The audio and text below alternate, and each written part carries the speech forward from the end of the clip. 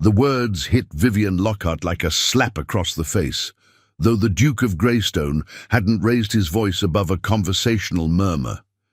He stood by the window of his study, silhouetted against the grey London morning, his posture rigid as the marble columns flanking his estate's entrance. "Do not touch me in public," he repeated, as if she might have misheard the first time. "Do not speak unless directly addressed. Do not draw attention to yourself in any capacity. You are here to serve my aunt, Miss Lockhart, not to be noticed." Vivian's fingers tightened around the fabric of her modest grey dress, the one she'd carefully mended the night before, stitching the hem with thread that didn't quite match, because she couldn't afford better. She'd arrived at Greystone House an hour earlier, led through servants' passages to this imposing study, told only that the Duke himself wished to establish expectations before she began her duties. She hadn't expected humiliation to be the first item on the agenda. "I understand, Your Grace," she managed, keeping her voice steady despite the heat creeping up her neck. Pride, her father had always said, was the only inheritance that couldn't be taken by creditors. She clung to it now. Duke Nathaniel Beaumont finally turned to face her, and Vivienne understood immediately why London's ballrooms whispered about him in tones usually reserved for ghost stories. His face was striking in a severe way, dark hair swept back from a high forehead, grey eyes that seemed to catalogue and dismiss her in a single glance, a mouth set in a line that suggested smiling was a language he'd forgotten how to speak. He was younger than she'd imagined. 33, perhaps 34, too young to carry himself like a man who'd already died inside. "My aunt, Lady Margaret, is elderly and occasionally confused," he continued, pacing now with measured steps that echoed off the mahogany panelling. "She requires companionship at social events.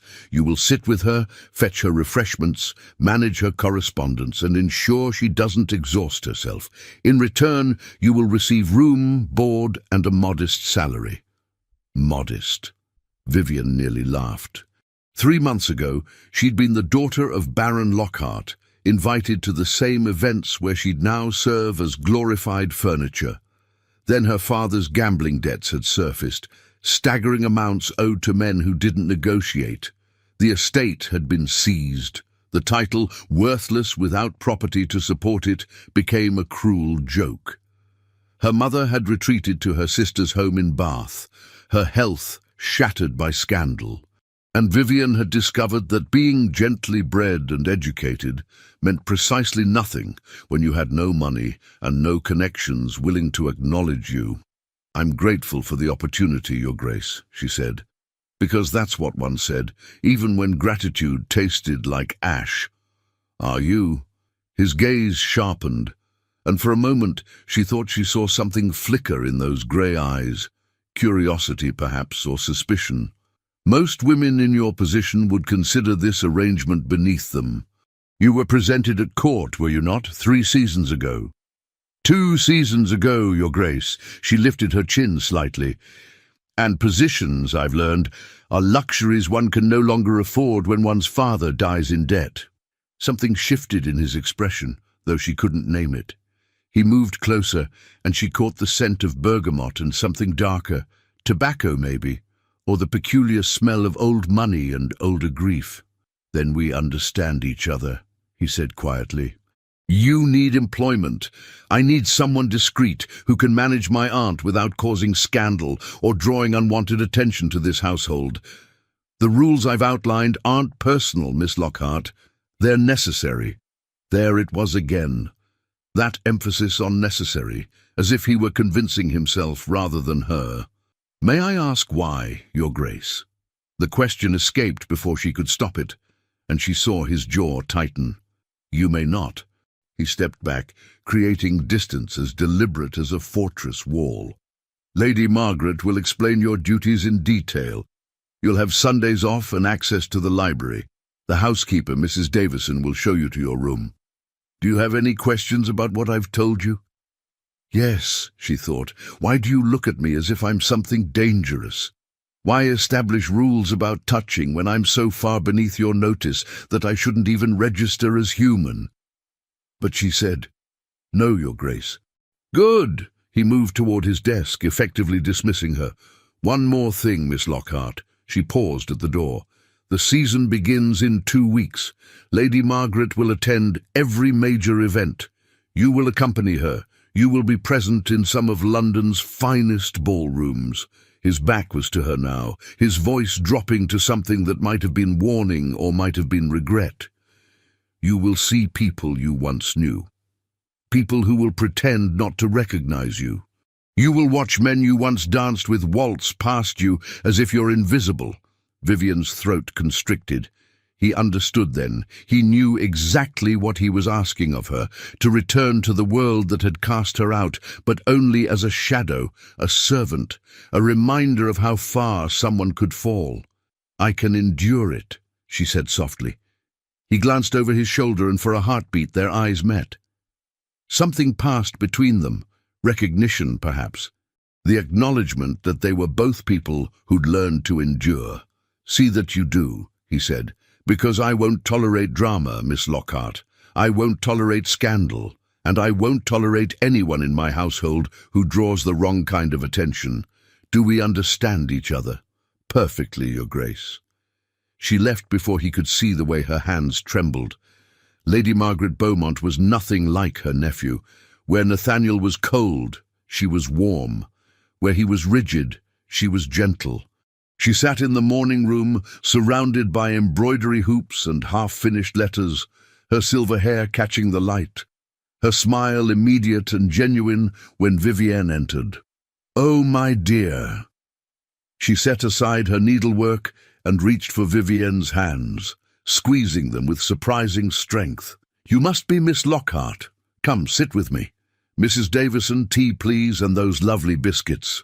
Vivienne found herself guided to a chair, enveloped in the kind of uncomplicated kindness she hadn't experienced in months. Lady Margaret chattered about the weather, the garden, her correspondence with friends in Bath. Ordinary, soothing conversation that required nothing from Vivienne except listening. "My nephew must have frightened you half to death," Lady Margaret said suddenly, pouring tea with steady hands that belied her supposed frailty. "He frightens everyone these days. Didn't used to, you know. Before Caroline died, he was quite different." Vivian's teacup paused halfway to her lips. Caroline, the late Duchess. She'd heard whispers, of course. Everyone had. The beautiful young Duchess who died 3 years ago under circumstances that polite society didn't discuss. Some said illness, others hinted at something darker, though never loudly enough for the Duke's solicitors to hear. "I shouldn't speak of it," Lady Margaret continued, reading Vivian's silence correctly, "but you should understand why he's built those walls so high. Caroline was troubled. The marriage wasn't happy. And when she died, society blamed Nathaniel, said he'd driven her to it, whatever it was. He's been punishing himself ever since, keeping everyone at arm's length, convinced that if he just controls everything, every word, every gesture, every interaction, nothing else can go wrong." "That sounds exhausting," Vivian said quietly. "It is." Lady Margaret's eyes were sharp despite her years. "For him and everyone around him. But you're not here to fix my nephew, dear. You're here to help me, and perhaps to remind him that not everyone in this house needs to be kept at a distance." Over the following week, Vivienne learned the rhythms of Greystone House. She woke early, helped Lady Margaret with correspondence, accompanied her on short walks through the garden, and read to her in the afternoons. The work was easy, the old woman's company pleasant. If this had been the extent of her duties, Vivienne might have found something approaching contentment, but the Duke's presence haunted the house like a ghost that cast shadows. She saw him rarely, brief glimpses in corridors, his voice carrying from behind closed study doors, the sound of his footsteps late at night when she couldn't sleep. He never sought her out, never acknowledged her beyond the occasional nod if they passed. She might have been a piece of furniture for all the attention he paid her, yet she found herself noticing things. The way he stood too straight, as if relaxing, might shatter him. The tired lines around his eyes that suggested sleep was as elusive for him as it was for her. The moments when she'd catch him staring at nothing, his expression so bleak it made her chest ache. And once, passing his study late one evening, she'd heard him speaking to someone, his steward perhaps, about tenant housing reforms, his voice intense with conviction as he described plans to improve living conditions on his estates. It was the first time she'd heard passion in his tone, the first hint that beneath the ice something human still burned. She'd hurried past before he could discover her eavesdropping, but the conversation haunted her. He wasn't simply the cold aristocrat he pretended to be. He was a man who cared, who wanted to change things, but who'd locked himself away from any connection that might make him vulnerable again. The season began with Lady Thornbury's ball, and Vivian understood immediately why the Duke had warned her. The ballroom glittered with candlelight and jewels, filled with faces she recognized, women who'd once invited her to tea, men who'd signed her dance cards, families who'd smiled at her across drawing rooms. Now they looked through her as if she were made of glass. She sat beside Lady Margaret in a chair against the wall, wearing her best dress, a deep blue silk that had been expensive once, but now showed its age in ways only another woman would notice. Her role was clear: be present, be useful, be invisible. "That's Lord Winter's dancing with the Pemberton girl," Lady Margaret murmured, her commentary providing a lifeline of normalcy. "He'll offer for her by month's end, mark my words. And there's my nephew, looking as if he'd rather be anywhere else." Vivian's gaze found the Duke of Greystone across the ballroom. He stood with a group of men, politicians and peers, judging by their self-important postures, listening with apparent attention, while his eyes remained distant. He wore black evening clothes that made him look even more severe, his cravat tied with mathematical precision, every line of his body radiating controlled power. As if sensing her attention, his gaze shifted, landing on her for a fraction of a second before moving away. No acknowledgement, no recognition, just as he'd promised. "You will watch men you once danced with waltz past you as if you're invisible." "He needs someone to soften him," Lady Margaret said thoughtfully. "Someone brave enough to ignore his rules."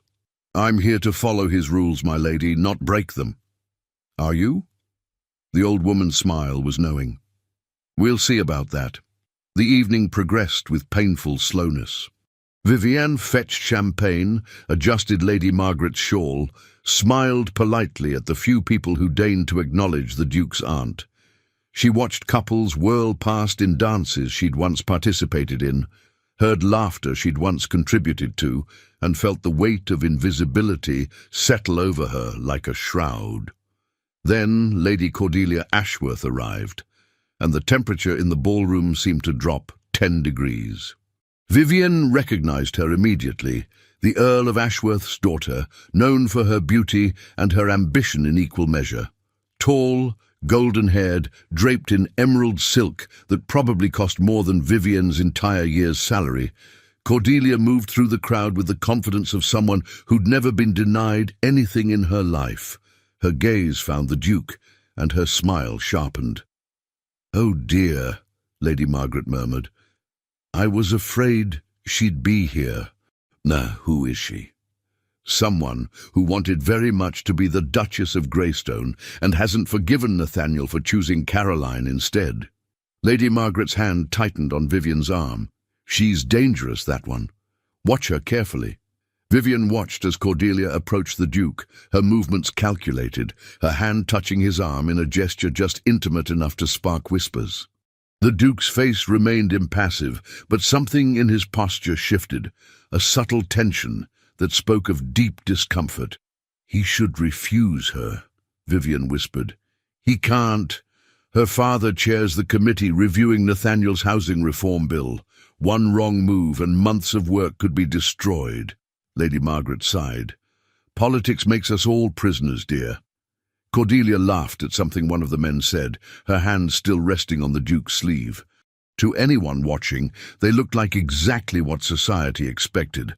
A powerful duke and an eligible lady, the kind of match that made sense on every practical level. Vivienne turned away, telling herself the sudden tightness in her chest was merely sympathy, nothing more. The Duke had made his position clear. She was here to be invisible, and invisible she would remain. But as the music swelled and couples took to the floor, she couldn't help thinking about the man she'd heard late that night, speaking with such passion about improving lives, fighting for change. That man wouldn't let someone like Cordelia manipulate him through political pressure. That man, she suspected, was buried so deep beneath walls of grief and control that he'd forgotten he existed. The confrontation came 3 days later, in the most unexpected way. Vivienne was in the library, her favourite refuge in Greystone House, returning a volume of poetry Lady Margaret had finished. The room was vast, 2 stories of books climbing toward a painted ceiling, leather chairs positioned by windows that overlooked the garden. She'd discovered it was usually empty in the afternoon, a pocket of peace in an otherwise rigid household. She was reaching for a high shelf when she heard the door open and close with decisive force. "I told you I wasn't interested." The Duke's voice, sharp with barely contained frustration. "My answer remains unchanged." "Because you're a coward." Cordelia's voice dripping with contempt. Vivienne froze, hidden behind a tall shelf, her heart hammering. She should make her presence known, should leave immediately. But moving would reveal she'd heard, and something told her the Duke's reaction would be worse than Cordelia's embarrassment. "I'm being practical," the Duke said coldly. "We wouldn't suit. We'd suit perfectly, and you know it.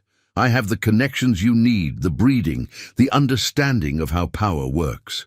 Cordelia's footsteps moved closer to wherever he stood. "What I don't understand is why you're wasting yourself on this ridiculous grief.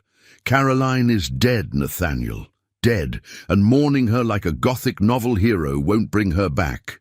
The silence that followed was so heavy, Vivienne could barely breathe through it. "You know nothing about my marriage," the Duke finally said, his voice dangerously quiet. "I know enough. I know she was weak, unstable, utterly unsuitable to be a duchess. I know she made you miserable. I know you feel guilty about her death, but guilt isn't a good enough reason to waste your life." Cordelia's voice softened, turning calculating. "Marry me, Nathaniel. I'll give you heirs, manage your household, support your political ambitions, and I'll never ask you to pretend you love me." Vivienne pressed against the bookshelf, her stomach churning. This was wrong. Listening to this private moment, this brutal negotiation masquerading as a proposal. But she couldn't move without revealing herself, and the Duke's next words locked her in place. "I won't marry again," he said flatly. "Not you, not anyone. I won't put another woman through what Caroline endured. I won't risk—" He cut himself off. "Risk what? Caring, feeling something?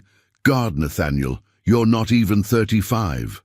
You're going to lock yourself away in this mausoleum forever because you're afraid." "I'm not afraid. I'm realistic." "You're terrified." Cordelia's laugh was sharp.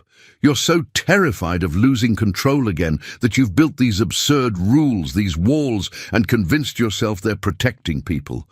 But all you're doing is suffocating yourself and everyone around you." There was movement, rustling fabric, the sound of footsteps. "Don't," the Duke said sharply. "Why not? Afraid of being touched, Nathaniel? Afraid you might actually feel something if I—" "Get out! I'm trying to save you from yourself." "I don't need saving. I need you to leave my library, my house, and my life." "The answer is no, Cordelia. It will always be no." A long pause. Then Cordelia's voice turned venomous. "You'll regret this. When my father destroys your precious housing bill, when society remembers why you're really called the Ice Duke, you'll wish you'd been smarter. Then I'll have to live with that regret. I've learned to live with worse."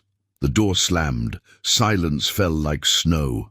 Vivienne remained frozen, counting her own heartbeats, waiting to hear the Duke leave so she could escape unnoticed. But instead, she heard something unexpected, a long, shaking exhale, the sound of someone barely holding themselves together. "You can come out now, Miss Lockhart." Her blood turned to ice. He knew. The entire time he'd known she was there. She stepped from behind the bookshelf, her face burning. The Duke stood by the fireplace, one hand pressed against the mantel, his shoulders rigid. He didn't look at her. "I apologize, Your Grace. I was returning a book when Lady Cordelia arrived. I should have made my presence known, but I didn't want to—" She fumbled for words. "I'm sorry. How much did you hear?" "Too much. Will you gossip about it?" He still hadn't turned to face her. "No." Why not? It would make excellent currency in servants' halls. The Ice Duke refusing the perfect match because he's too damaged to try again. His voice was bitter self-mockery. "Because it's not gossip. It's grief." She spoke quietly, surprised by her own boldness.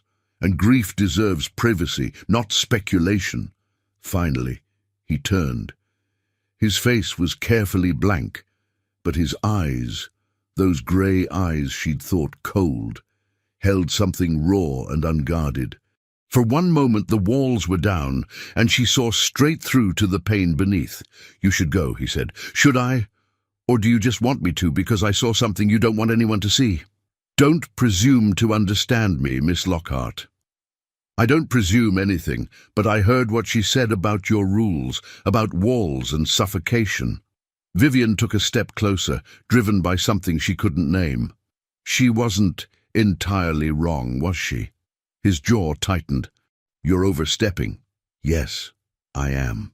She had no idea where this courage was coming from. This woman who'd been invisible for months, suddenly speaking truth to one of England's most powerful men. But someone should tell you that refusing to be touched, refusing to let anyone close, refusing to even try living again, that's not protection. That's just another kind of dying. The words hung between them, dangerous and true. "How dare you?" he breathed.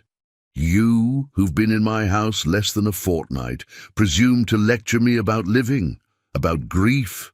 I've been in your house less than a fortnight, but I've been invisible far longer." Her voice shook, but she didn't back down. "I know what it's like to build walls because you're afraid of being hurt again. I know what it's like to convince yourself that if you just stay small enough, quiet enough, unnoticed enough, you'll be safe. It's not the same." "Isn't it?" She held his gaze. "You lost your wife. I lost everything else. My home, my future, my place in the world. We're both hiding, Your Grace. I'm just honest enough to admit it." Silence stretched between them, taut as a violin string. She'd gone too far. She knew it. In minutes, she'd be dismissed, and this time her pride wouldn't feed her or find her another position. She'd ruined everything with her inability to stay silent, to remain invisible as he'd demanded. "You should still go," he said finally, but his voice had lost its edge. He sounded tired, hollowed out. "Before I say something I'll regret." "Will you?" "Will I what? Regret it? Or will you feel relieved that someone finally saw you as something other than ice?" His hand dropped from the mantel. For a moment she thought he might actually answer, might let that wall crack open just enough to let truth through. Instead, he turned back to the fire. "Lady Margaret is waiting for you." Dismissed, but differently this time, not in anger, not in cold authority, but in self-preservation. Vivian left before he could hear how hard her heart was beating. That night, sleepless and confused by her own audacity, Vivienne wandered the darkened house. She'd found Mrs. Davison surprisingly lenient about nighttime wandering, better than lying awake staring at the ceiling, dear. And tonight, she felt too restless for her small room. She ended up in the conservatory, a glass-enclosed space filled with exotic plants the late Duchess had collected. Lady Margaret had told her the Duke never came here anymore, couldn't bear the reminder of Caroline's presence. It was safe, peaceful, the moonlight filtering through leaves to paint silver patterns on the floor. She was examining a rare orchid when she heard footsteps. The Duke stood in the doorway, still fully dressed despite the late hour. They stared at each other, both caught in a place they shouldn't be, and for a long moment neither spoke. "I thought you never came here," Vivian said finally. "I don't, usually." He stepped inside, hands in his pockets, his posture less rigid than she'd ever seen it. "I heard someone moving around, thought perhaps a servant needed something. Just me, unable to sleep. Guilty conscience?" There was no accusation in his tone, just tired curiosity. Something like that. She turned back to the orchid. "I shouldn't have spoken to you that way earlier. It was presumptuous and inappropriate. I apologize." "Do you often apologize for telling the truth?" The question caught her off guard. She glanced at him, found him watching her with an expression she couldn't decipher. "When the truth is unwelcome, yes. What if it's unwelcome because it's necessary?" Her breath caught. Was he actually continuing the conversation, actually acknowledging what she'd said? "The orchids were her passion," he said abruptly, moving toward a particularly exotic specimen. "Caroline. She could spend hours here, talking to them, rearranging them. She said they understood her better than people did." Vivian said nothing, sensing he needed silence to continue. "She was 19 when we married. I was 28. It was arranged, as these things often are. Good families, good connections. I thought we'd learn to be happy." His hand hovered near a bloom but didn't touch. "Instead, we learned to be miserable in increasingly creative ways. You don't have to tell me this. I know, but you saw something today, saw me, that no one else has seen in 3 years. It seems only fair you understand why." He was quiet for a moment. Caroline was fragile, anxious. She hated society, hated being watched, hated the expectations placed on a duchess. Every ball was agony for her, every dinner, every social obligation, every time I had to touch her in public, even just to take her arm, she'd freeze like I'd struck her. Vivian's throat tightened, understanding clicking into place. I tried to protect her, made rules about when we'd attend events, how long we'd stay, how much physical contact would be required. Tried to give her control over her own life.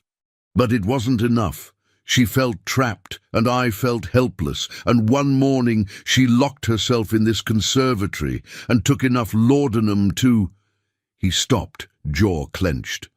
"The doctor said it was an accident. Too much pain medicine, tragic mistake. Society pretended to believe it. We both know what really happened." "I'm sorry," Vivian whispered. "Don't be. I've had 3 years to accept it." He finally looked at her. "What I haven't accepted is that I didn't cause it. Everyone, Cordelia, society, even myself, believes I killed her through neglect or cruelty or simple incompetence, that if I'd just been different, better, she'd still be alive. That's not true, isn't it? I was her husband. I should have saved her." "Some people can't be saved, Your Grace. Not by love, not by rules, not by anything. Some wounds are too deep." Vivian moved closer, drawn by the naked pain in his voice. "But building walls around yourself, refusing to be touched, refusing to let anyone close, that won't bring her back. It will just ensure you die too, piece by piece, until there's nothing left but the rules." He was so close now she could see the fine lines around his eyes, the silver just beginning at his temples, the way his throat moved when he swallowed.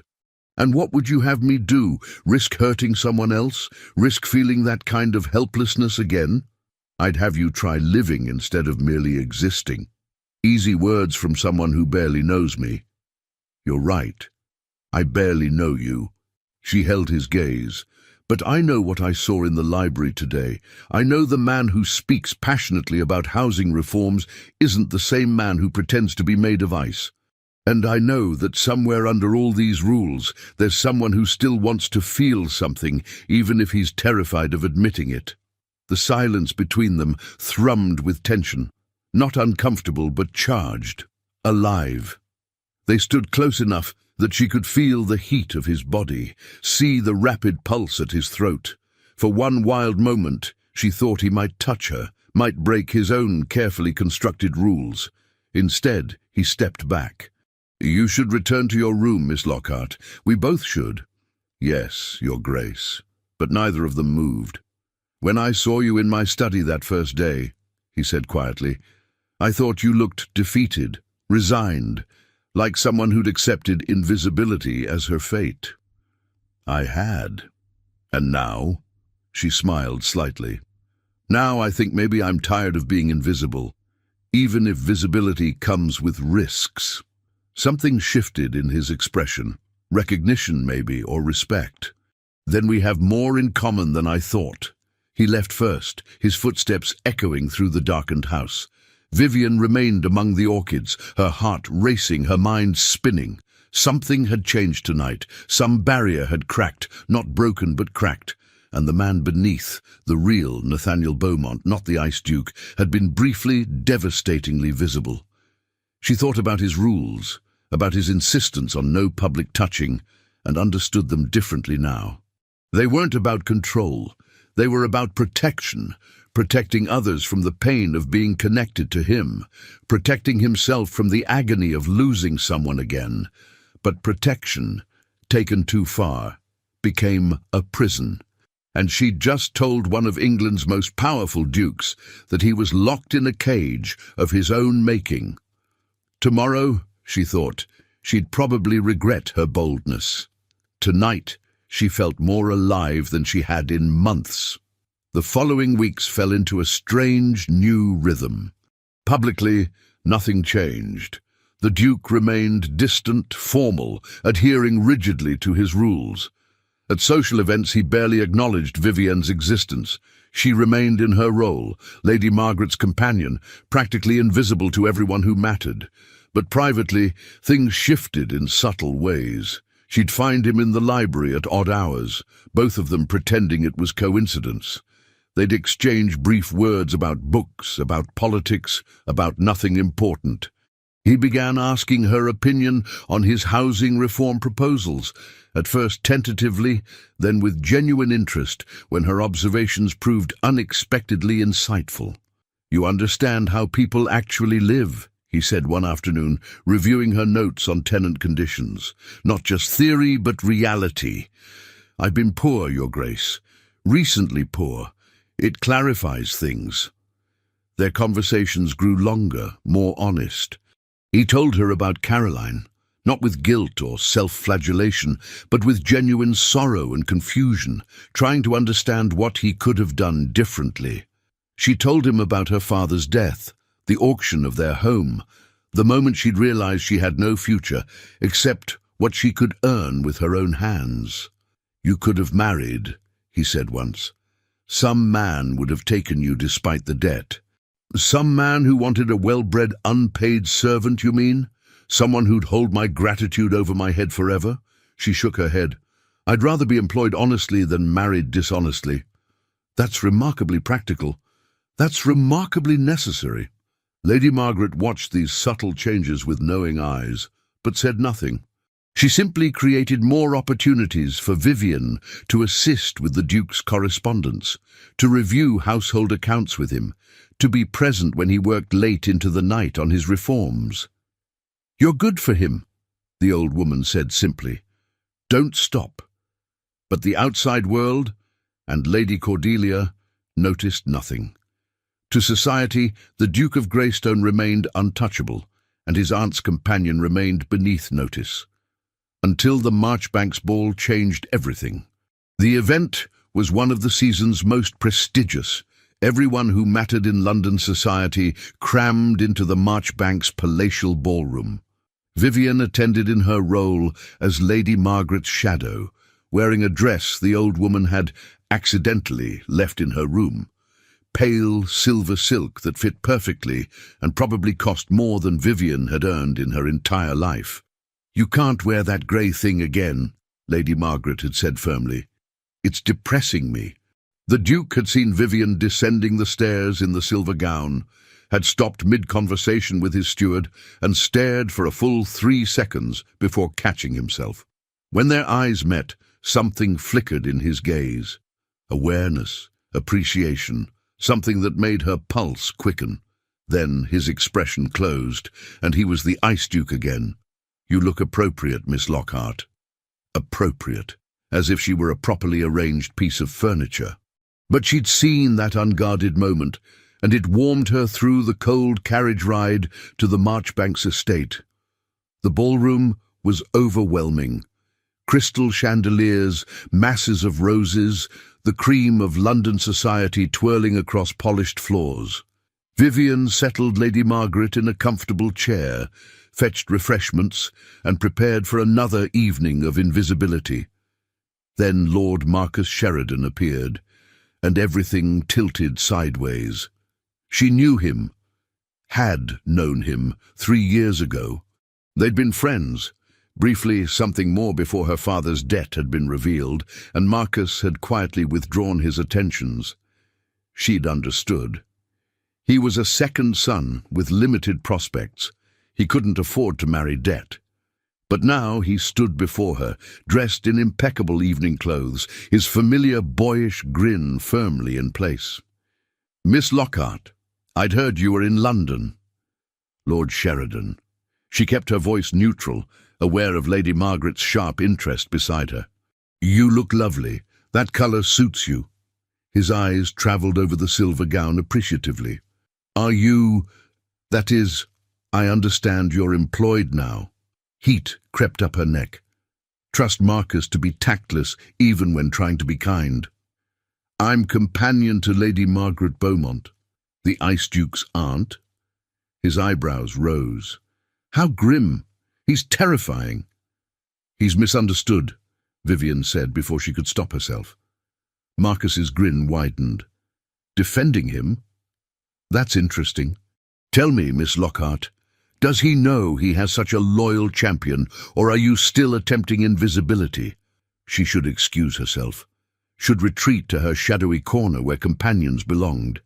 Instead, something reckless sparked in her chest, the same recklessness that had made her speak truth to the Duke in the library. "I'm quite visible when I choose to be, my lord." "Then dance with me." He extended his hand, challenge and mischief in his eyes. "Prove it." This was dangerous. Dancing meant visibility, meant drawing exactly the attention the Duke had forbidden her to attract.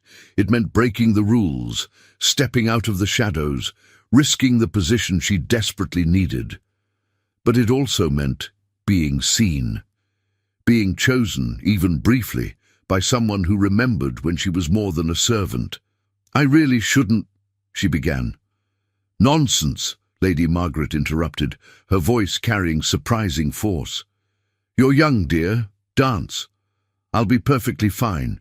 Marcus's hand remained extended, waiting. Across the ballroom, she caught a glimpse of the Duke in conversation with politicians, his back to her, completely unaware. Do not draw attention to yourself in any capacity. But attention, she was beginning to learn, was the only thing that made you real. She placed her hand in Marcus's. The waltz swept them onto the floor, and Vivian felt the shift immediately, heads turning, whispers starting, society noticing the companion who dared to dance. Marcus was an excellent dancer, confident and graceful, guiding her through the crowd with easy expertise. "There," he said, grinning down at her. "That wasn't so difficult, was it? Look at you, Vivian, visible again." She was. She felt it, the weight of eyes, the ripple of awareness, the way the invisible girl had suddenly materialized like a ghost becoming flesh. It was terrifying and exhilarating in equal measure. "I'll be dismissed for this," she said, but she was smiling. "Then the Ice Duke is a fool," Marcus spun her expertly. "You know, I regret how things ended between us. I should have been braver." "You were practical, like we all had to be. Still, I should have fought harder. You deserved that." The words wrapped around her heart, sweet and painful. She'd needed to hear them once. Now they simply felt like footnotes to a closed chapter, because across the ballroom, over Marcus's shoulder, she saw the Duke turn toward the dance floor. Saw him notice her, really notice her, for the first time in public. saw his entire body go rigid, his expression shifting from cold neutrality to something far more complex. He was staring at her, at Marcus's hand on her waist, at the way they moved together, graceful and familiar, and his face. His face looked like someone had struck him. The music swirled around them, but Vivian barely heard it. She watched the Duke watch her dance with another man, watched something crack in his carefully controlled expression. Jealousy? No. It was deeper than that. It was recognition, raw and unwilling, of something he'd been desperately trying to deny. He'd said not to touch him in public. He'd built walls to keep everyone at a distance, insisted on rules and isolation and protection. But he'd never told her not to be touched by anyone else. And now, watching her in another man's arms, he was realizing what that meant, that invisibility didn't actually protect her. It just made her available to anyone who bothered to look. That his rules had kept him safe, but left her vulnerable to being claimed by any man willing to see her as more than a shadow. The song ended. Marcus bowed, thanked her, suggested they meet for another dance later. She agreed automatically, but her attention was locked on the Duke, who remained frozen across the ballroom, his grey eyes burning with something she'd never seen before. Then Lady Cordelia appeared at his side, her hand sliding possessively onto his arm, and reality crashed back. He turned to Cordelia, his expression closing like a door slamming shut. Whatever Vivian had glimpsed was locked away again, buried beneath ice and aristocratic composure. She returned to Lady Margaret, her heart hammering, her hands shaking slightly. "Well," the old woman said softly, her eyes dancing with satisfaction, "that was illuminating. I shouldn't have done that. On the contrary, dear, you absolutely should have." Lady Margaret's gaze flicked to where her nephew stood with Cordelia, tension visible in every line of his body. Sometimes people need to see what they're about to lose before they understand what they have. Vivian didn't respond. She couldn't, because she knew with absolute certainty that she'd just crossed a line she couldn't uncross. She'd broken his rules, drawn attention, been visible, and in doing so, she'd forced him to see her. The question was, what would he do about it? The carriage ride home was excruciating. Lady Margaret had left early, pleading fatigue, which meant Vivian and the Duke shared the enclosed space with only uncomfortable silence for company. He sat across from her, expression unreadable in the dim light, and said nothing for the first 10 minutes. Then, quietly, "You danced." Lady Margaret gave permission. "I didn't." Vivian's temper flared. "You're not my owner, Your Grace. You're my employer. There's a difference." "Is there?" His voice was cold, but underneath she heard something else, something wounded. "Because I was under the impression that when I establish rules for my household, they're followed. Nay, your rules were about me not touching you in public, not about me never being touched by anyone. Don't split hairs with me, Miss Lockhart. Then don't treat me like property." The words burst out, months of careful deference shattering. "You want me invisible, untouched, barely existing, but only when it's convenient for you. In private, you ask my opinions, value my thoughts, treat me like an equal. In public, I'm furniture. Well, I'm tired of being furniture, Your Grace. Lord Sheridan saw me as a person. That's more than you've done in public since I arrived." Silence. Heavy, dangerous silence. "You think I don't see you?" His voice was low, tight with barely controlled emotion. "You think for one moment, at any event, in any ballroom, I'm not acutely aware of exactly where you are?" Her breath caught. "What? You want the truth? Fine, here it is. I see you constantly. Every time you move, every time you speak to someone, every time you smile at Lady Margaret, I see you. And it's been driving me slowly insane, because seeing you means wanting things I've sworn never to want again." He leaned forward, and in the carriage's dim light his face was stark, honest, stripped of its usual control. "Do you understand what I'm saying? You're saying you don't want me to dance with other men. I'm saying watching another man touch you nearly destroyed every ounce of composure I've built in 3 years. I'm saying my rules weren't about controlling you. They were about protecting myself from feeling things I've convinced myself I can't survive feeling. His jaw clenched. I'm saying I've been lying to both of us about what this is. The carriage swayed and Vivian felt her entire world tilt. What is this? I don't know. That's what terrifies me. They stared at each other across the small space, the air between them charged with everything unsaid, everything acknowledged but not yet spoken aloud.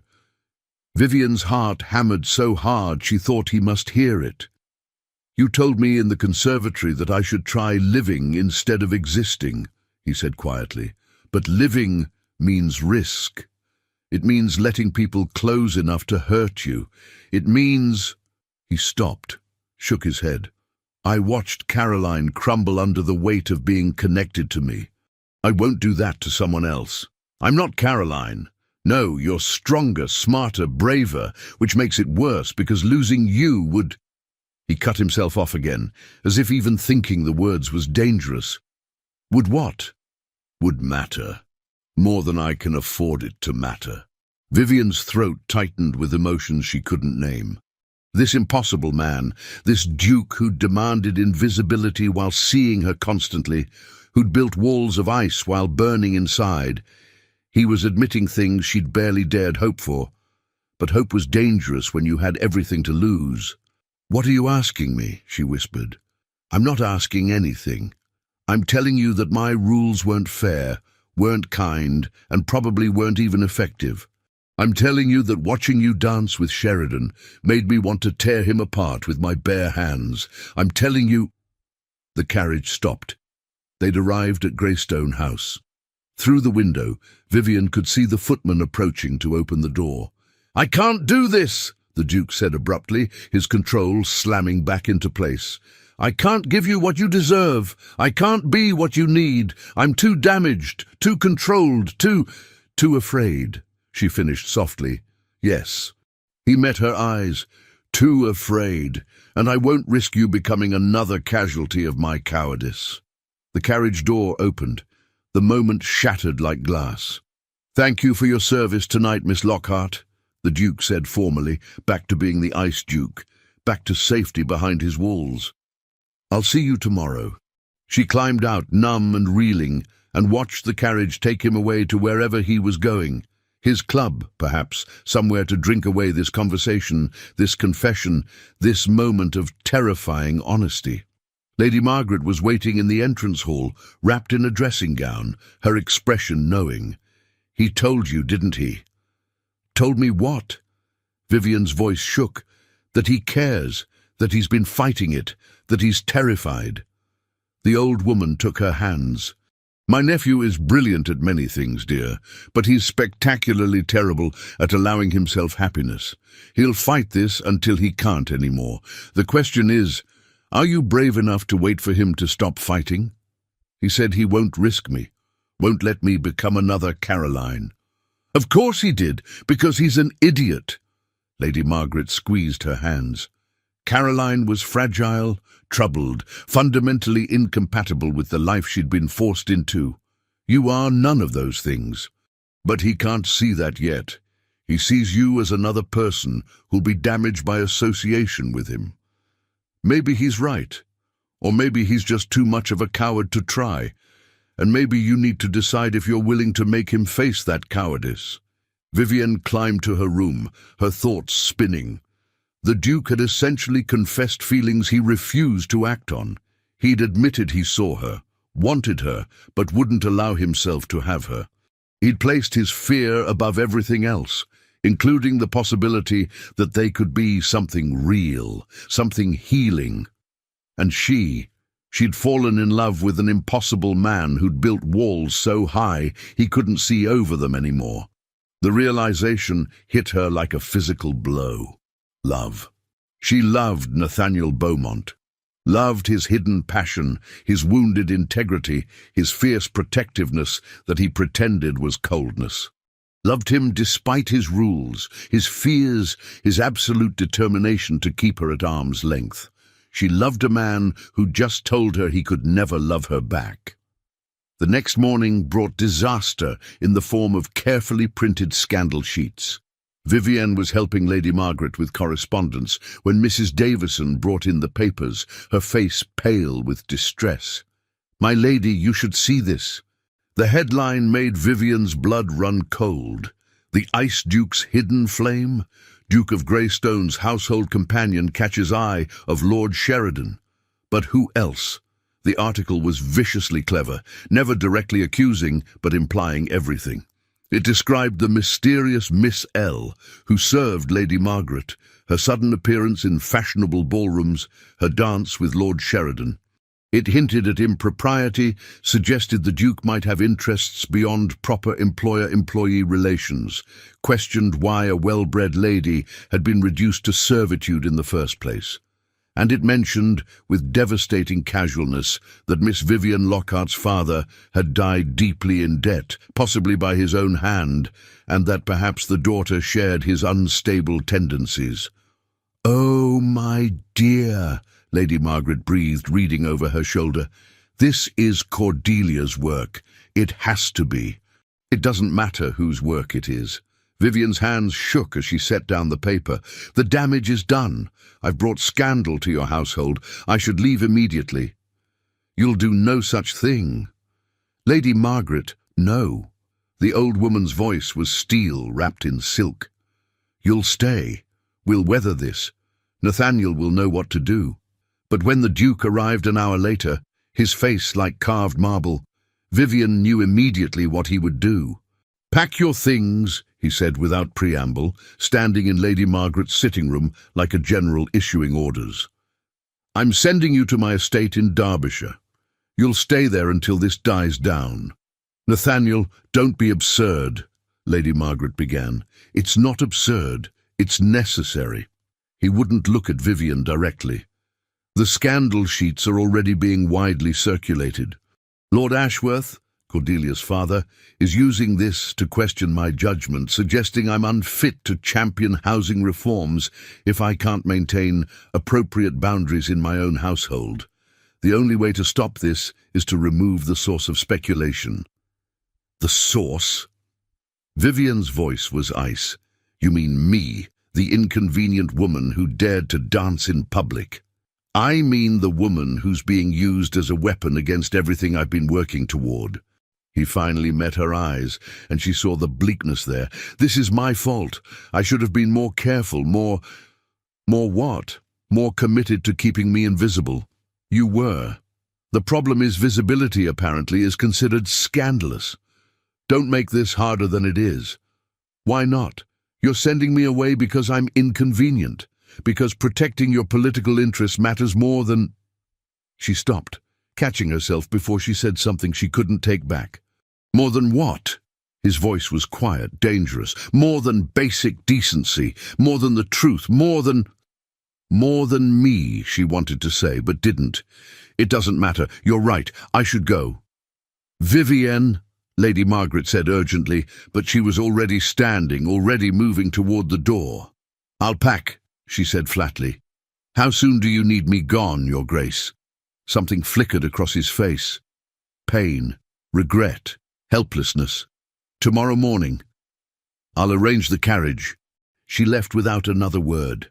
Behind her, she heard Lady Margaret start to argue, heard the Duke's response, low, firm, implacable. He'd made his choice. His reforms, his reputation, his careful control, they all mattered more than the woman he'd admitted just last night that he saw constantly. She was invisible again, and this time it was permanent. But that night, in the library where they'd had so many careful conversations, Nathaniel Beaumont sat alone with a bottle of brandy and faced the truth he'd been running from. He loved her. Not carefully, not moderately, not in any way that could be controlled or managed. He loved Vivienne Lockhart with a desperate intensity that terrified him, that made him understand why men did stupid, reckless, reputation-destroying things for women they couldn't live without. He'd watched her dance with Sheridan, and jealousy had ripped through him like fire. He'd sat across from her in the carriage, and admitting his feelings had felt like pulling out his own heart. He'd read the scandal sheets this morning, seen her name dragged through society's mud, and wanted to burn London to the ground. And his response: send her away, hide her, protect himself and his precious reforms by making her invisible again. He was a coward, just like Cordelia had said. "You're wallowing." Lady Margaret stood in the doorway, wrapped in her dressing gown, her expression disappointed. "I'm solving a problem," he corrected, refilling his glass. "You're running away, again." She moved into the room, settling into the chair across from him. "Just like you ran after Caroline died, just like you've been running for 3 years. I'm protecting her." From what? Society's gossip. It will pass. Cordelia's schemes. We can fight those. Or are you protecting her from yourself? Lady Margaret's gaze was sharp. Because that's what this really is, isn't it? You're terrified that if you let her stay, if you fight for her, you might actually have to be happy. And happiness to you feels like a betrayal. Caroline wasn't happy. Being married to me destroyed her. Caroline was troubled long before she met you, and you know it. Her family hid her instability, married her off to someone powerful, and hoped for the best. You did everything you could to help her, and it wasn't enough, not because you failed, but because some things can't be fixed. Lady Margaret leaned forward. But Vivian isn't Caroline. She's strong, capable, and she's in love with you. His head snapped up. She doesn't have to say it. I see it every time she looks at you, every time she defends you to others, every time she waits in that library hoping you'll appear. The old woman's voice softened. She loves you, Nathaniel. And you love her. The only question is whether you're brave enough to admit it before you lose her forever. I'm sending her away to protect her. You're sending her away to protect yourself. There's a difference. Lady Margaret stood, her disappointment palpable. I thought Caroline's death taught you that life is too short for cowardice. Apparently I was wrong. She left him alone with his brandy and his demons. Nathaniel sat in the darkness, his aunt's words echoing. She loves you. Could it be true? He thought of Vivian's face in the carriage last night, the way she'd looked at him when he'd confessed he saw her constantly. The hurt when he'd backtracked, too afraid to follow his own feelings to their logical conclusion. He thought of her dancing with Sheridan, graceful and alive, finally visible after months of forced invisibility. And he thought of how seeing her in another man's arms had felt like someone driving a blade between his ribs. This was love. Painful, inconvenient, absolutely terrifying love, and tomorrow morning he was sending it away to Derbyshire because he was too much of a coward to fight for it. The night stretched endlessly. By dawn, Nathaniel had made no decision except to feel progressively more miserable about the decision he'd already made. Vivienne packed mechanically, folding dresses she'd barely worn, gathering books she'd been reading.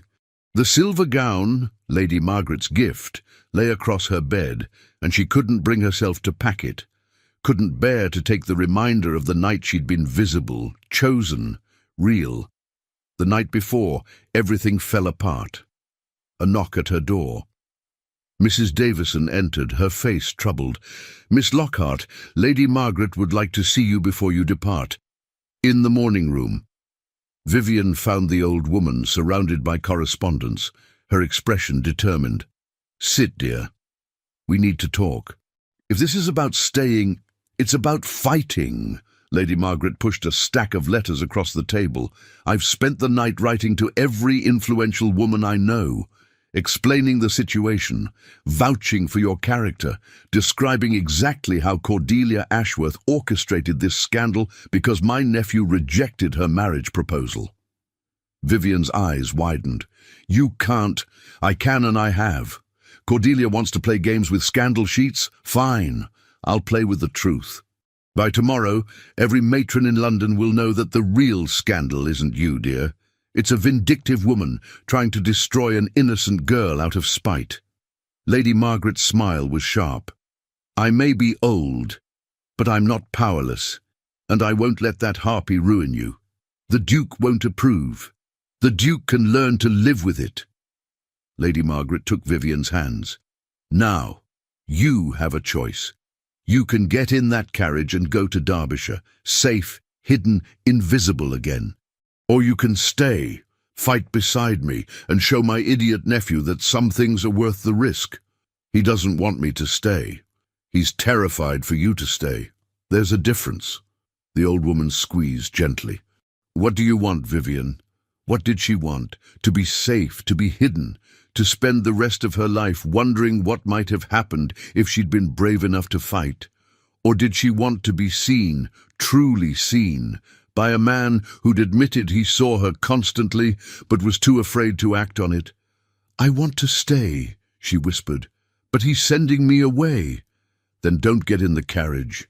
Lady Margaret, I mean it. When that carriage arrives, don't get in.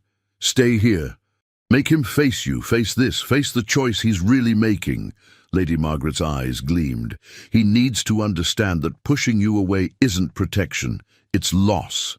And the only way he'll understand that is if you refuse to disappear. It was dangerous, reckless, potentially disastrous for her employment prospects if she defied a direct order from the Duke of Greystone. It was also the bravest thing anyone had suggested she do in months. He'll be furious, Vivian said. Good. Fury is better than ice. Fury means feeling something. The carriage arrived precisely at 9 o'clock. Vivian watched from the morning room window as the Duke supervised the loading of her trunks. Trunks she hadn't actually packed, but that Mrs. Davison had helpfully filled with odds and ends to maintain the illusion. He looked exhausted. Dark circles shadowed his eyes. His cravat was tied with less than his usual precision, and his shoulders carried a weight that looked like grief. Good, she thought with a fierceness that surprised her. You should grieve this. You should feel the cost of sending me away. The Duke entered the morning room, his expression carefully neutral. The carriage is ready, Miss Lockhart. I've included funds for the journey and a letter of introduction for the housekeeper at Thornfield Hall. You'll be comfortable there. Will I? She stood, facing him directly. Comfortable and invisible and safely tucked away where I won't inconvenience your political ambitions? His jaw tightened. That's not fair, isn't it? You're sending me away to protect your reputation. That's the truth. I'm sending you away because staying here will destroy you. Society will tear you apart. Cordelia will ensure your name becomes synonymous with scandal. I'm trying to save you from that. I don't need saving, Vivian said quietly. I need someone brave enough to stand beside me while I save myself. For a moment, one brief, devastating moment, she saw him waver. Saw the man beneath the ice considering, hoping, almost believing. Then the walls slammed back. The carriage is waiting. Then it will wait a long time. She lifted her chin. Because I'm not getting in it. Silence. Absolute shocked silence. Excuse me. His voice was dangerously soft. I'm not leaving, Your Grace. I'm staying here in this house doing my job. You can dismiss me if you want. You can send me away without references, without pay, without anything. But you'll have to do it to my face, not by hiding me in Derbyshire until the scandal dies down. Vivian, no, you don't get to use my name now. Not after spending months demanding I be invisible, then admitting you saw me constantly, then deciding visibility was too dangerous and sending me away. Her voice shook, but she didn't back down. You told me last night that watching me dance made you want to tear Lord Sheridan apart. You said losing me would matter more than you could afford. Well, you're about to lose me, not to scandal, not to society, but to your own cowardice. His face had gone white. I'm trying to protect you. You're trying to protect yourself from having to feel something real. She moved closer, close enough to see the rapid pulse at his throat, the way his hands had fisted at his sides. You're terrified that if you let me stay, if you fight for me, you might actually have to risk your heart again. And that's more frightening to you than any scandal. You don't understand. I understand perfectly. You loved Caroline, and losing her nearly destroyed you. You've convinced yourself that caring about anyone is dangerous, that vulnerability is weakness, that the only way to survive is to lock yourself away. She held his gaze. But I'm not Caroline. I'm not fragile or troubled or incompatible with your life. I'm strong enough to weather scandal. The question is, are you strong enough to let me? The silence stretched taut between them. Vivienne could hear her own heartbeat, could see the conflict raging behind his eyes, fear against desire, control against surrender, safety against the terrifying possibility of happiness. I can't, he finally whispered. I can't risk you. I can't. Then dismiss me. She said it flatly, every word a blade. Tell me right now to my face that you want me gone, that you don't care if I leave, that sending me away is easier than fighting for something real. Vivienne, please, say it. I can't say it. The admission was torn from him, raw and desperate. God help me, I can't. But I also can't ask you to stay and watch while society destroys you because of me. Then don't ask. I'm telling you I'm staying. Despite the scandal, despite Cordelia, despite everything, I'm staying. The question isn't whether I'm brave enough, it's whether you are. She left him standing in the morning room, walked past the waiting carriage, and went directly to Lady Margaret's side. Behind her, she heard the Duke's sharp exhale. Not relief, not anger, but something closer to anguish. The sound of a man realizing he'd just been given exactly what he wanted and had no idea what to do with it. The next 48 hours were brutal. Cordelia escalated her campaign with vicious efficiency. More scandal sheets appeared, each more damaging than the last. They described Vivienne as a scheming social climber who'd manipulated her way into the Duke's household. They suggested impropriety, hinted at moral failings, dragged up her father's debts and suicide, with cruel specificity. The Duke's Housing Reform Committee postponed their vote, citing concerns about his judgment. Lord Ashworth made pointed comments about men who couldn't maintain proper boundaries in their own homes, attempting to legislate morality for others. And through it all, Nathaniel Beaumont remained trapped between protecting Vivienne and protecting everything he'd worked to build. Lady Margaret's counter-campaign worked slowly. Her letters circulated through the most influential drawing rooms in London, but social opinion was like turning a massive ship. It took time, and damage accumulated in the meantime. Vivienne endured with outward calm and inner turmoil. She continued her duties, sat with Lady Margaret, pretended not to notice the way servants whispered or how the Duke avoided her completely. Because that's what he did. After her refusal to leave, he'd retreated entirely. He worked in his study, took meals alone, and disappeared to his club every evening. The man who'd admitted he saw her constantly now went to extraordinary lengths never to see her at all. It hurt more than the scandal sheets. On the third morning, Mrs. Davison brought devastating news. Lord Ashworth has demanded the Duke appear before the Housing Reform Committee, the housekeeper said, her face pale. They're requiring him to explain his household situation before they'll proceed with the vote. If he can't satisfy them, they'll vote against the reforms, Vivienne finished, her stomach sinking. And everything he's worked for will be destroyed. Because of me. Not because of you, dear, Lady Margaret said firmly. Because of Cordelia's vindictiveness and her father's political manipulation. There's a difference. But Vivienne knew the truth. Her presence, her refusal to disappear, was the weapon being used against Nathaniel. If she left now, quietly, without fuss, the scandal would die down. The committee would be satisfied. His reforms would pass. All it required was her invisibility. Again. She found him in the library that night, surrounded by papers, his face haggard. He looked up when she entered, and for once he didn't hide his emotions. He looked exhausted, defeated, and utterly miserable. "I'm leaving," she said without preamble. His head snapped up. "What? Tomorrow morning, I'll take the carriage to Derbyshire. You can tell the committee I've been dismissed, relocated, whatever they need to hear. Your reforms will pass, Cordelia will lose her leverage, and everything will go back to normal." He stood slowly, papers scattering. "No. It's the only solution." "No," he repeated, his voice stronger now. "You were right. I've been a coward. I've been so terrified of losing someone again that I've been losing you piece by piece while pretending it was protection." He moved around the desk, closing the distance between them. "I don't want you to go." "But the committee." "Damn the committee. Damn Cordelia. Damn all of it." He was close now, closer than he'd been since that night in the conservatory, and his eyes burned with something that looked like desperation. "I've spent 3 years convinced that caring about someone was too dangerous, that vulnerability would destroy me, that the only way to survive was to lock myself away and let no one close enough to matter.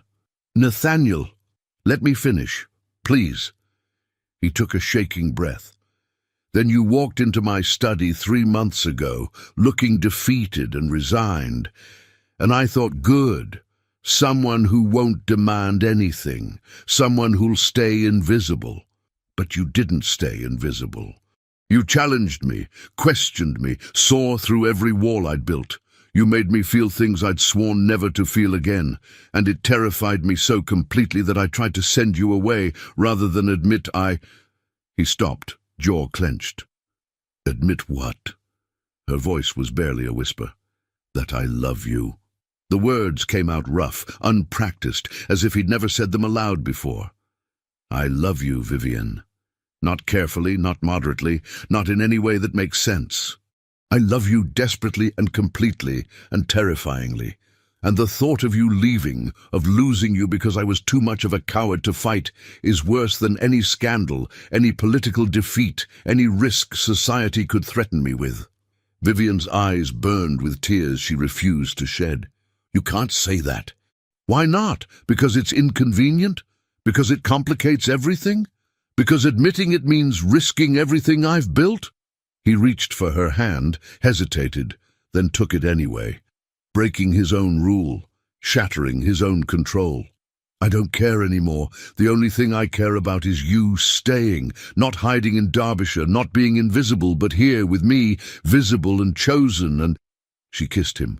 It wasn't planned, wasn't careful, wasn't any of the things a proper lady should do. She simply couldn't bear another second of space between them, another moment of him fighting himself while declaring love with such desperate honesty. He froze for a heartbeat, shocked. Then his arms came around her, pulling her close, and he kissed her back with 3 years of repressed emotion breaking free all at once. His mouth was desperate against hers, his hands trembling as they cupped her face, and she felt the exact moment his last wall crumbled completely. When they finally broke apart, both breathing hard, he rested his forehead against hers. "I'm still terrified," he admitted. "Good, so am I. What if I fail you? What if I can't protect you from— Then we'll fail together." She held his face between her hands. "I don't need you to be perfect, Nathaniel. I don't need you to be the Ice Duke or some untouchable figure of control. I just need you to be brave enough to try, to fight with me instead of for me, to let me be visible beside you, not hidden away, for my own protection. The committee meeting is tomorrow. If I acknowledge publicly that you matter to me, Ashworth will use it to destroy everything. Then let him try." She smiled, fierce and determined. "But fight, Nathaniel. For once, fight instead of retreating." He kissed her again, softer this time, reverent. "I don't deserve you." "Probably not. But you're stuck with me anyway." For the first time in 3 years, the Duke of Greystone laughed. The committee meeting was scheduled for 3 o'clock at Lord Ashworth's London residence. A deliberate power play that forced Nathaniel onto enemy territory. He arrived precisely on time, walked into the drawing room where a dozen men sat in judgment, and immediately broke every expectation.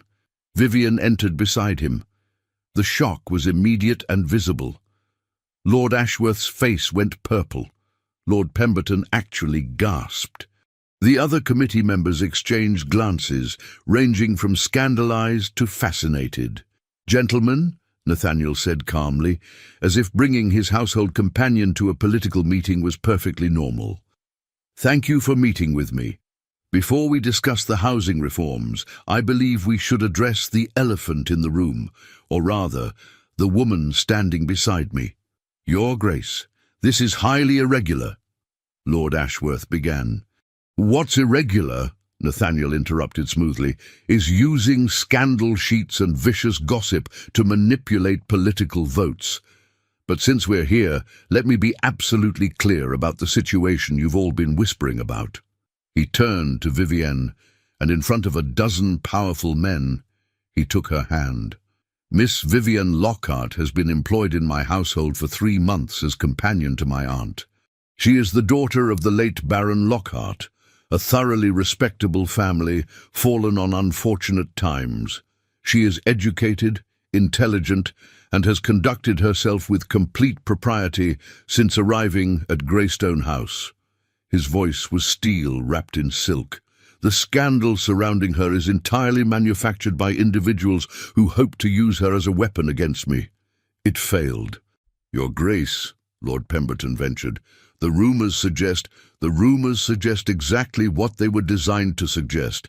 But here's the truth that Lady Cordelia Ashworth failed to account for when she orchestrated this smear campaign." Nathaniel's grip on Vivienne's hand tightened slightly. "I'm in love with Miss Lockhart. I intend to marry her. And any man in this room who has a problem with that can vote against my reforms, spread whatever gossip they like, and make themselves comfortable on the wrong side of both history and my memory." The silence was absolute. Vivienne stared at him, her heart hammering. He'd just, in front of the committee that controlled his political future, declared his intention to marry her. Publicly, irrevocably, with full knowledge of the consequences. Lord Ashworth recovered first, his voice shaking with rage. "You can't seriously expect us to what? Vote based on the merit of the reforms rather than gossip about my personal life?" Nathaniel's smile was cold. "I expect precisely that, Lord Ashworth. I've spent 8 months documenting the abysmal conditions in tenant housing across London. I've proposed comprehensive reforms that would improve thousands of lives. Those reforms stand on their own merit, regardless of whom I choose to marry. You're marrying a disgraced baron's daughter. I'm marrying a remarkable woman who's been unjustly targeted by your daughter's vindictiveness."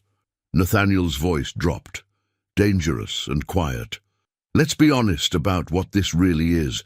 Lady Cordelia wanted to be Duchess of Greystone. I refused. She's been punishing me and Miss Lockhart ever since. You've allowed her to use this committee as a weapon in her personal vendetta. How dare you? How dare I tell the truth?" Nathaniel stepped forward, still holding Vivienne's hand. "Here's another truth, gentlemen. These reforms will pass eventually, with or without your support. Social progress is inevitable. The only question is whether you'll be remembered as the men who led that progress or the men who obstructed it, because one of you was bitter about his daughter's rejection." Lord Pemberton cleared his throat. "Your Grace, if you'd given us some warning about your attachment, would it have mattered? Or would you have used it as justification to delay the vote regardless?" Nathaniel looked each man in the eye. "I'm not here to apologize for loving someone. I'm here to demand that you vote on the reforms based on their merit. If you can't separate personal bias from political judgment, then perhaps you shouldn't be on this committee at all." The threat was clear. Nathaniel had power, connections, and influence. He could make problems for any man in this room if he chose, and he was choosing to fight. Lord Ashworth's face was apoplectic, but 3 other men were nodding slowly. Lord Pemberton actually looked impressed. The tide was turning, not completely, but enough. "I propose we table this discussion," Lord Pemberton said carefully, "and vote on the reforms at next week's session, based solely on their merit, as His Grace suggests. Those in favour?" 6 hands rose, not a majority of the full committee, but enough to proceed. Lord Ashworth looked like he'd swallowed glass. "This isn't over." "It is," Nathaniel said quietly, "because I won't be intimidated, blackmailed, or manipulated into hiding what matters to me. Not anymore." They left together, Vivian's hand still clasped in his, the committee room buzzing with shocked conversation behind them. In the carriage, she finally found her voice. "You just told a room full of powerful men you're going to marry me." "I did. Without asking me first." "Ah." He had the grace to look slightly embarrassed. "I may have gotten ahead of myself. In my defense, I was making a point about—" She kissed him, stopping his explanation. "Yes. Yes? Yes, I'll marry you. Yes, I love you. Yes to everything you're too afraid to ask properly." She smiled against his mouth. "But next time, maybe ask before declaring intentions to political committees." He laughed, really laughed, deep and genuine. "Noted, though I make no promises about my ability to think clearly when you're involved. You rather destroy my famous self-control." "Good. It was never as impressive as society thought anyway." Cruel woman. But he was smiling as he kissed her again. They arrived at Greystone House to find Lady Margaret waiting in the entrance hall, her expression somewhere between triumphant and exasperated.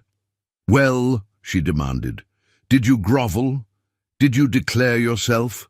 Did you make a complete fool of yourself in front of the committee?" "All 3, Nathaniel confirmed. "Excellent. When's the wedding?" "Aunt Margaret—" "Don't Aunt Margaret me. You've wasted 3 years being miserable. I won't let you waste another 3 months being engaged." 2 weeks, St. George's. I'll send the invitations tomorrow." 2 weeks isn't enough time. It's more than enough time. Vivienne, dear, do you object to a quick wedding?" "Not at all," Vivienne said, grinning at Nathaniel's expression. "Then it's settled. Now there's someone here to see you. She arrived about an hour ago, demanding to speak with you immediately." Lady Cordelia stood in the drawing room, her beautiful face contorted with rage. When Nathaniel and Vivian entered together, still holding hands, her expression turned venomous. "How touching," she sneered. "The Ice Duke and his charity project." "Lady Cordelia," Nathaniel said coldly, "I don't recall inviting you. I came to offer one final chance, dismiss her quietly, announce that the engagement rumors were false, and I'll convince my father to support your precious reforms." Her smile was sharp. "Or refuse, and watch your political career crumble." "My political career can crumble. My reforms will pass eventually, but Vivienne," he squeezed her hand gently, "is not negotiable. You're throwing away everything for a woman with no money, no position, and no value to your future." "I'm choosing the only future I actually want." Nathaniel's voice was quiet, final. "You need to leave, Cordelia, and stop orchestrating scandal campaigns. It's beneath you." "Beneath me?" She laughed, the sound brittle. "You humiliated me. Rejected me for a dead woman's memory, then for a servant. You deserve everything I've done to you. Perhaps I do, but Vivian doesn't, and that's what you can't understand, that hurting me means hurting someone innocent and you don't care." He moved toward the door, making his intention clear. "You have 2 choices. Leave with whatever dignity you have left, or I'll have you removed, and I'll ensure every matron in London knows exactly how you've behaved." For a moment, Cordelia looked like she might attack him physically. Then her composure cracked completely, rage and hurt spilling out in equal measure. "You'll regret this," she hissed. "Both of you." "I doubt it," Vivian said quietly. It was the first time she'd spoken directly to Cordelia, and something in her calm confidence made the other woman flinch. "Because we have something you'll never understand. We actually care about each other. Not about position or power or revenge. Just each other." Cordelia left without another word, but the slam of the front door echoed through the house. "That went well," Lady Margaret said dryly, appearing from where she'd been shamelessly eavesdropping. She'll cause more problems, Nathaniel warned. Let her try. We'll fight them together. Vivian looked up at him, all of them, every scandal, every whisper, every scheme, together. He pulled her close, and for the first time in 3 years, Nathaniel Beaumont felt something he'd thought lost forever. Hope. The wedding was chaos in the best possible way. Lady Margaret had organized everything with military precision despite the 2-week timeline. St. George's was decorated with white roses. Half of London society had been invited, and the other half was furious about being excluded. Vivian stood in the bride's room, wearing a gown Lady Margaret had commissioned. Ivory silk with delicate embroidery, elegant and beautiful without being ostentatious. Her hands shook slightly as the lady's maid adjusted her veil. Nervous? Lady Margaret asked, appearing beside her. Terrified. What if society doesn't approve? They don't. What if Cordelia causes another scene? She might. What if people whisper about you for the rest of your life? The old woman smiled. They will, and none of it will matter because you'll be happy. How do you know? Because I've watched my nephew transform from a dead man, walking into someone who actually laughs again. Because I've seen you become visible in ways that have nothing to do with society's approval. Because love, real love, is worth every scandal. The music began. Vivian took a deep breath, lifted her chin, and walked toward her future. The church was packed. She saw faces she recognized, some friendly, some hostile, some simply curious. She saw Cordelia in the back, her expression carefully blank. She saw Lord Sheridan, who caught her eye and mouthed congratulations with genuine warmth. But mostly she saw Nathaniel.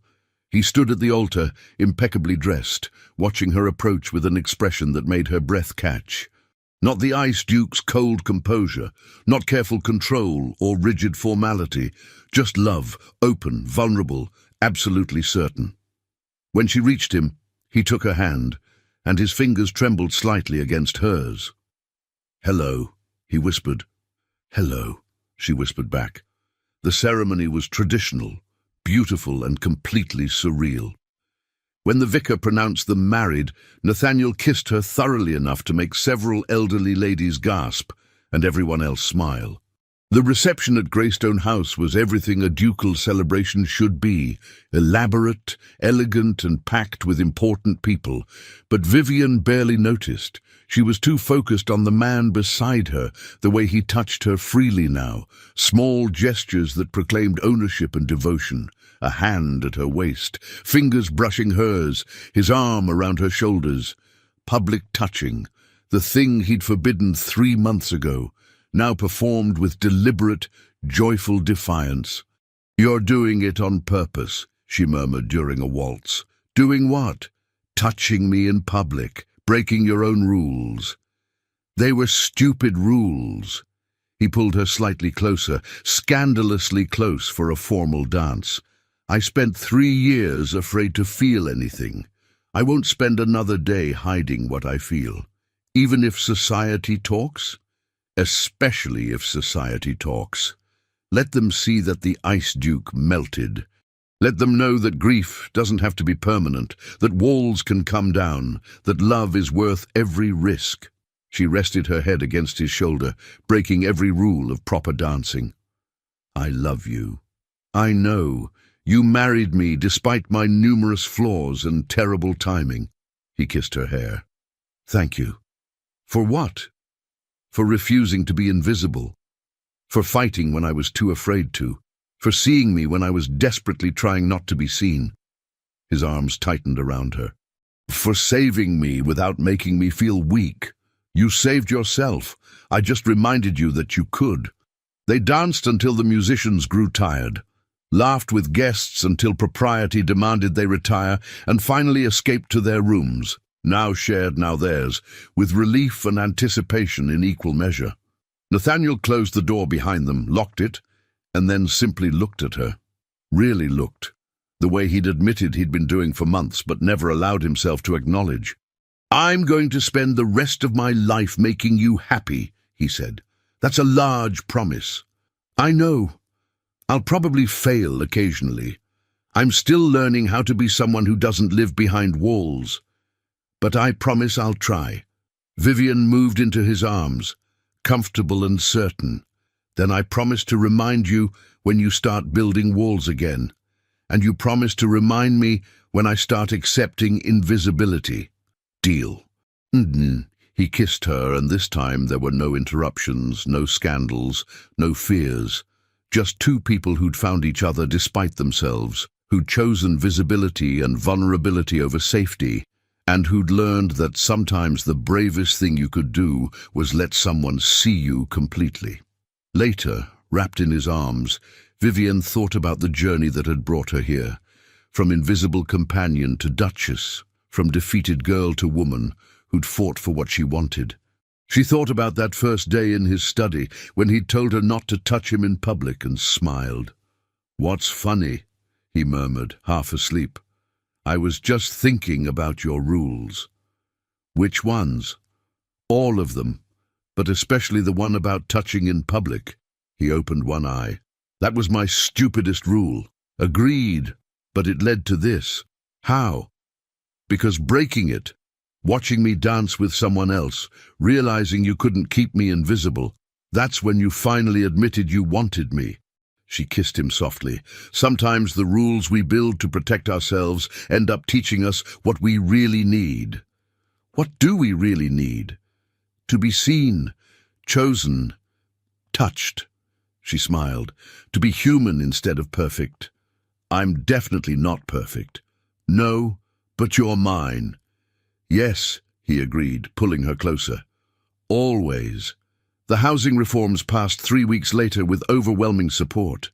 Lord Ashworth's opposition had crumbled when several committee members, apparently impressed by Nathaniel's willingness to fight for what mattered, rallied behind the proposals. The vote was decisive, the reforms comprehensive, and the Duke's political reputation stronger than ever. Society whispered, of course. They always would, but the whispers changed tone, from scandalized to intrigued, from condemning to almost admiring. The Ice Duke had melted for love. It was romantic in a way society couldn't quite resist, even as they pretended to disapprove. Cordelia left London for Paris, her father's political influence quietly diminished by his association with failed manipulation. Some said she'd left in shame. Others suggested she'd simply moved on to new hunting grounds. Vivienne didn't particularly care either way. 6 months after the wedding, Lady Margaret hosted a garden party at Greystone House. The event was smaller than most ducal entertainments. Carefully curated guest list, intimate atmosphere, genuine conversation instead of forced social climbing. Vivienne, now firmly established as the Duchess of Greystone, moved through the gathering with confidence that had nothing to do with title and everything to do with being genuinely happy. She noticed everything, the way women who'd once ignored her now sought her opinion, the way men who'd walked past her now acknowledged her with respect, the way she was finally completely visible, not because she'd fought for visibility, but because she'd stopped accepting invisibility. "You look contemplative." Nathaniel appeared beside her, slipping an arm around her waist with casual affection that still made her heart skip. "I was thinking about that first day, when you told me not to touch you in public. Please don't remind me of my stupidity." "It wasn't stupid. You were protecting yourself the only way you knew how." She leaned into him. "But look at us now. Touching in public. Scandalous." "Terribly scandalous," he agreed, kissing her temple. "What will society think? That the Ice Duke is thoroughly, happily melted, and his Duchess is exactly where she belongs." "Which is?" "Beside you, visible, chosen." She smiled up at him. "Touching you in public whenever I damn well please." He laughed, the sound free and genuine. "I love you. I know you tell me constantly. Only because I spent 3 years not saying it, I'm making up for lost time." They stood together in the garden, surrounded by guests, completely visible, and Vivian thought about the girl she'd been, defeated, resigned, accepting invisibility as her fate. That girl seemed impossibly distant now. She'd been taught her whole life that being seen was a privilege granted by society, by birth, by circumstances beyond her control. But she'd learned something different. Being seen was a choice. A brave, dangerous, absolutely necessary choice to refuse invisibility, to fight for presence, to demand to be acknowledged as fully human. And she'd learned it from the man beside her, the Ice Duke who'd spent years invisible behind his own walls, who'd finally chosen to be seen despite every fear. "What are you thinking?" he asked softly. "That I'm grateful. For what? For refusing to get in that carriage, for fighting when it would have been easier to hide, for being brave enough to make you be brave too." He turned her to face him fully, his hands cupping her face with infinite tenderness. "You were never meant to be invisible, Vivian. You were always meant to be seen, chosen, celebrated." "I was never invisible to you," she corrected softly. "You just needed time to admit you were looking.